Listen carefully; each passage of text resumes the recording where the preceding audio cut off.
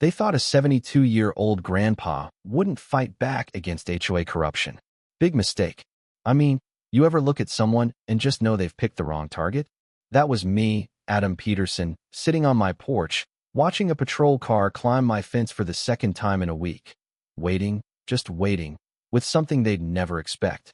But let me back up a sec. Mondays are supposed to be fresh starts, right?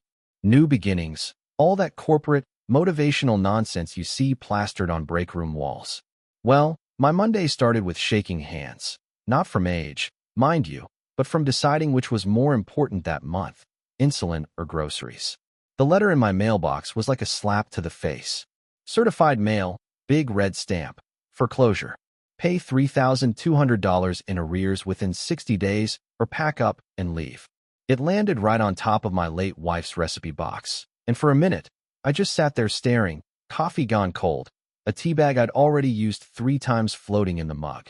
Yeah, that's where my life was at, counting every dollar of my $1,400 Social Security and $400 pension like some kind of reverse lottery, where the winner gets to not starve. That's when Nicole Morris strutted up my driveway. Imagine someone who's never worried about missing a bill in her life.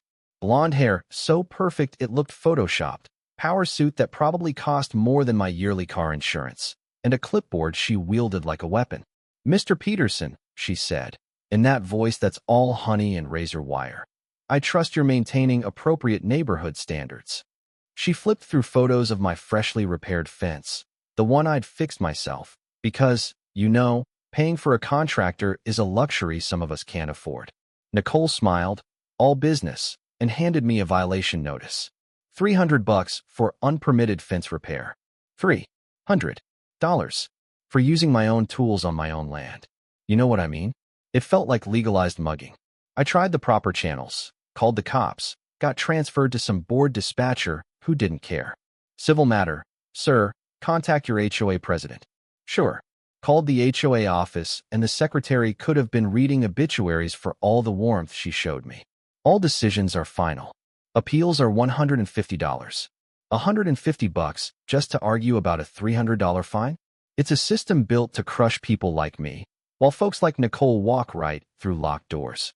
I was still reeling when my neighbor, a lady who's lived next door since the 80s, knocked on my door looking nervous as hell. "Adam, I need to tell you something about Nicole." What she shared made my blood run cold. 6 elderly neighbors forced to sell in 18 months. Same pattern.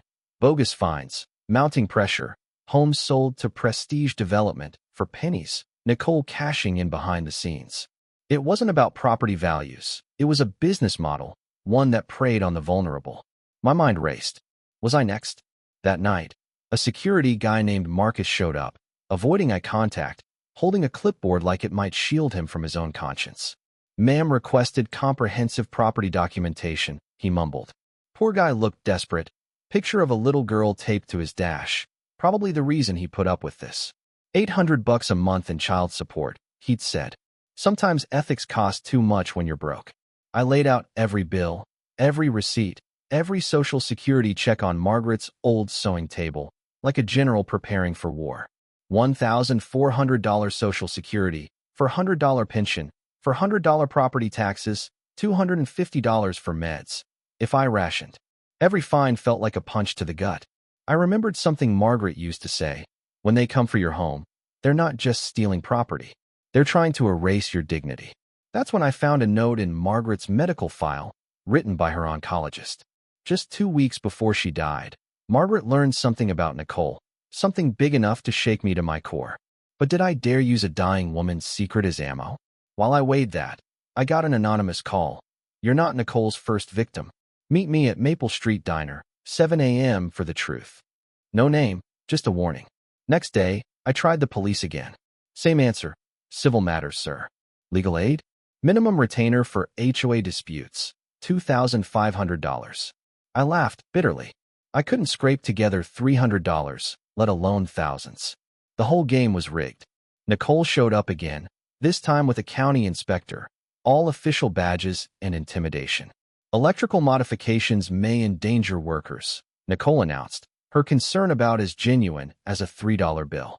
Marcus hovered behind her, looking like he wanted to disappear. By week's end, my stress levels hit the red. One night, I collapsed, vision tunneling, kitchen tiles cold against my cheek, my grandson Liam's voice echoing, "Grandpa." Next thing I knew, I was in a hospital bed, another elderly man beside me, his wife another casualty of Nicole's schemes. Same violation letters, same development company, same sad story. The system wasn't broken, it was working exactly as intended, just not for people like me. After the hospital, something changed. Maybe it was nearly dying, maybe it was seeing the pattern laid out in black and white. But I wasn't just going to sit and take it. I bought a 12-volt livestock electric fence system. Legal, county approved, $185 from my rainy day stash. Wired it up myself, with proper warning signs everywhere. Liam asked if it would really keep them out. "Son, sometimes when the system abandons you, you set your own boundaries." Nicole countered with a $400 fine for non-compliance with HOA patrol directives and filed a complaint about my fence. She didn't know I'd done my homework. My setup was 100% above board. Then came the twist. Certified mail, my foreclosure window cut in half, 30 days left. Nicole was cranking up the heat, hoping I'd sell under pressure. But as I sorted Margaret's old files, the secret she'd found about Nicole fell into place. Could I use it? Should I? Meanwhile, I documented everything: police reports, medical bills, violation notices, turned my kitchen into a war room. The next patrol, Nicole watched from her Mercedes as Marcus climbed the fence. I warned him, "Sir, that's trespassing." He reached for the electrified handle. Zap. He jumped back, cursing, as neighbors flooded outside, cameras rolling. The video went viral. Comments: "Grandpa fights back. Justice served." You name it. Nicole, seeing her control slipping, called an emergency HOA meeting, threatening $200 a day fines until my fence was gone. Literally my whole social security check each week. Neighbors, inspired by the video, began organizing petitions, legal defense fund, even talk of recalling Nicole. Turns out, collective action makes bullies nervous. As I watched the community rally, I got a text from an unknown number. "You have no idea what Nicole is capable of. Check your mailbox. Trust no one." My heart hammered. Who else was involved? At the next HOA meeting, Nicole's mask slipped. She actually said, "Premium communities require residents who maintain appropriate standards.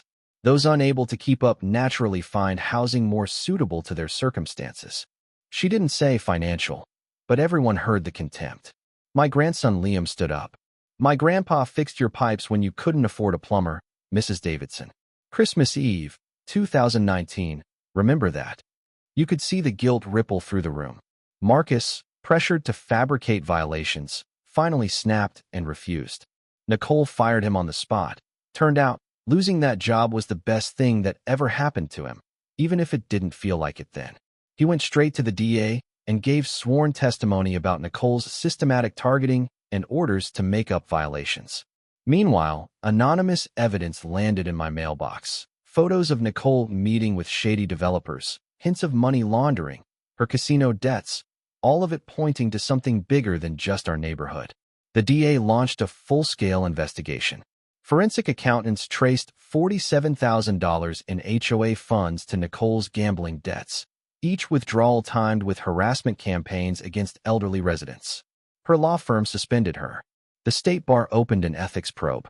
When the community held a recall, the vote wasn't even close. Nicole was ousted. The Chinese lady, my neighbor, was elected HOA president, canceled every bogus fine, and began fixing the system from the inside. The fallout was glorious. The development company dropped Nicole, her $1 million commission vanished, her debts became public, and she lost her home. Community fundraising and legal settlements erased most of my debt. Nicole pled out. 18 months probation, restitution, surrendered her law license. Her Mercedes was repossessed, her house foreclosed, and her career in ruins. Karma? Oh, it's real. Life slowly returned to normal. Marcus found honest work. Liam started thinking about a pre-law degree, inspired by what he'd seen. The Chinese lady made the HOA transparent, helped seniors with legal issues, and property values stayed stable because buyers prefer communities that take care of their own. Justice didn't come easy, but it came. But, justice isn't permanent. It just puts bullies on pause. 6 months later, I was sipping coffee on my porch, electric gate humming, when a black sedan cruised past, slow, deliberate. Marcus was gone, Nicole in Nevada, but someone else was watching. Maybe the next bully, maybe just another nosy neighbor. That's the thing about fighting back. Once you do, you can't ever let your guard down again. So, tell me, have you ever stood up to someone in power? What would you do if the bully came back for round 2? Drop your thoughts below, because the fight for dignity never really ends. It just changes tactics, waits for the next opportunity, and tests who's got the backbone to stand up and say not today.